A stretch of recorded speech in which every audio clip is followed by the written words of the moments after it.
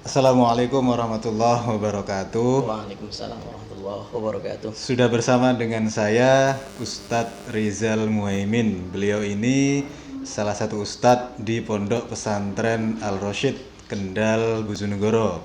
Betul ya Ustadz? Betul, betul, sangat betul. Kemudian beliau ini juga sebagai pengajar tahsin atau pengajar Al-Quran. Kemudian beliau juga sebagai pengajar qori. Ada beberapa pertanyaan Ustadz yang ingin saya tanyakan. Baik, Yang pertama mungkin terkait dengan kita saat ini memasuki era digital atau era kemajuan teknologi Ustadz. Kira-kira bagaimana kiat-kiat untuk menumbuhkan minat pada anak agar mereka itu mau belajar Al-Quran Ustadz? eh, baik. Ini menurut pandangan saya ya. Jadi begini, di era globalisasi yang semakin canggih ini, peran yang paling besar dalam menumbuhkan rasa cinta anak terhadap Al-Quran tak lain dan tak bukan ya peran orang tua. Karena apa? Dari kecil buah itu tidak pernah jatuh jauh dari pohonnya. Begitupun juga dengan anak. Ketika orang tua itu memberikan suri tauladan, uswah, al-qudwah al-hasanah, memberikan suri tauladan yang baik pada anak, paling tidak anak juga akan meniru kebaikan dari orang tua tersebut. Tapi juga kebalikan dari pada kebaikan itu. Kalau ibaratnya begini, kalau orang tua sering menonton TV, anak juga mungkin akan meniru menonton TV. Tapi kalau orang tua sering membaca Al-Quran, maka anak juga akan ikut membaca Al-Quran. Mungkin seperti itu. Berarti harus ada contoh ya Ustadz atau tauladan dari orang Suri tuanya. tauladan dari orang tuanya. Kalaupun orang tuanya mungkin belum memberikan uswah, belum memberikan teladan karena belum bisa, ya mungkin bisa jalan satu-satunya dengan kita menitipkan kepada ustadz, kiai atau mungkin pondok pesantren. Betul, berarti salah satu solusinya adalah dengan memasukkan si anak tadi ke pondok pesantren. Kalau memang dirasa orang tuanya Belum mampu. belum mampu. Pertanyaan selanjutnya Ustadz, lalu apa sebenarnya fadilah atau keutamaan bagi seorang anak atau bagi siapapun yang ingin belajar Al-Quran Ustadz? Kalau kita berbicara mengenai fadilah Al-Quran, sebenarnya nggak terhitung fadilahnya Al-Quran, sangat banyak sekali. Kalau kita ambil dari salah satu hadis, Iqra'u al-Qur'ana fa innahu ya'ti yaumal qiyamah syafi'an li ashabihi. Bacalah Al-Qur'an karena ia akan datang di yaumul qiyamah sebagai syafaat untuk mereka para pembacanya. Begitu. Jadi kalau kita ada juga hadis yang menerangkan khairukum man ta'allama al-Qur'ana wa 'allamahu. Sebaik-baik dari kalian adalah mereka yang mau belajar Al-Qur'an dan mengajarkannya.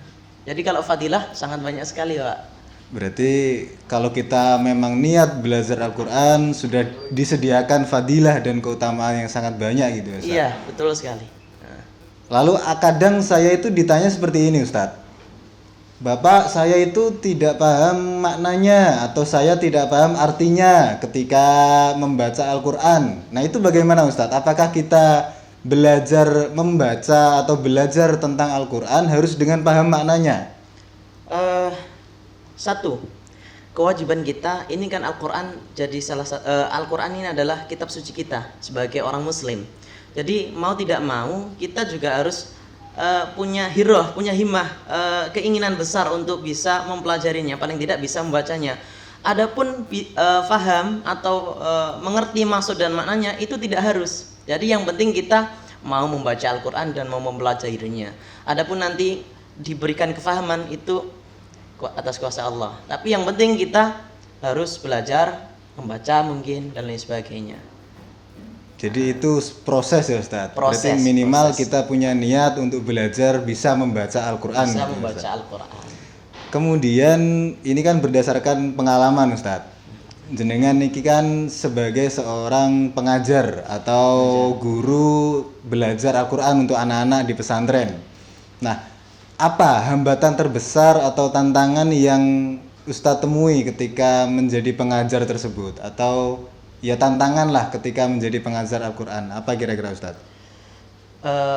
Begini, ini kalau atas hasil untuk tahun ini yang saya ampu anak-anak yang saya ajar ini, sebenarnya faktor kesulitan dari seorang muallim karena di pondok ini kan untuk belajar Al-Quran itu sudah hal yang maklum, wajar sekali kan, dan sangat wajar sekali kalau belajar Al-Quran itu di dalam pondok. Kalau kita menurut saya kendala saya itu terbesar itu ketika saya harus mengajar anak yang mana anak tersebut itu belum seberapa tahu ini huruf apa dan ini huruf apa. Itu kesalahan awal ada ketika anak itu pas waktu tuful, pas waktu anak dalam kondisi kecil, mereka belum dikenalkan daripada Al-Quran, mungkin Iqra dan lain sebagainya. Mungkin salah satu itu perhatian orang tua yang kurang terhadap anak. Jadi ketika agak besar belajar Al-Quran agak susah juga. Guru juga merasa susah juga. Tapi kalau anak, karena IQ anak ketika dalam keadaan kecil itu sangat kuat sekali. Jadi sebisa mungkin orang tua bisa mengenalkan Al-Quran, Iqra itu mulai dari kecil supaya nanti besarnya bisa lebih baik lagi, bisa lebih gampang gitu. Jadi kembali ke peran orang tua tadi ya Ustaz. Tua. Bagaimana mengajarkan Al-Quran sejak kecil atau sejak tuful atau sejak bayi gitu Ustaz. Sejak dini. Nah mungkin yang terakhir Ustaz, bisa dicontohkan kalau kita belajar Qori itu bagaimana gayanya gitu Ustaz? Ada berapa aliran atau apa secara singkat Ustaz? Kalau Qori itu memang ada beberapa lagu nada-nada itu kan ada ya. Iya. Ada beberapa nada, jadi ada mulai bayati, ada shika, ada nahawan dan lain sebagainya. Nah itu mungkin bisa dicontohkan Ustadz biar menjadi penutup kita pada hari ini. Bagaimana contohnya dari masing-masing lagom tadi? Kalau dari semisal bayati ya. Ya bayati. Kalau kita bismillah gitu ya. Bismillahirrahmanirrahim. Begitu. Itu kalau bayati ya Ustaz? Kalau bayati. Terus yang kedua? Apa lagi? Nada shika. Shika. Nanti biar tahu perbedaannya gitu Ustaz. Kira-kira apa bedanya gitu? Jadi ada rumus di dalam Qori itu. Yeah. Jadi kalau memang orang sudah hafal rumusnya, itu kalau orang matematika kalau sudah hafal rumusnya kan gampang ya. Lebih mudah. Jadi kalau shika itu nadanya lebih santai. Shika, shika, shika, shika.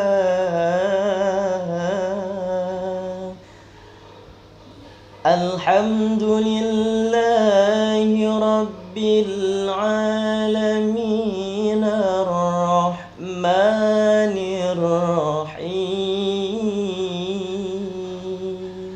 Begitu, mungkin cukup itu ya. Terima kasih Ustadz. Jadi itu sekilas tentang beberapa lagom atau mungkin aliran-aliran dalam belajar Qori gitu ya Ustadz. Untuk lebih detailnya silahkan bisa belajar langsung kepada beberapa pengajar Qori yang salah satunya yang sedang bersama saya yakni Ustadz Rizal Muhaimin. Sekali lagi diaturkan terima kasih atas waktunya. Sekian, assalamualaikum warahmatullahi wabarakatuh. Waalaikumsalam.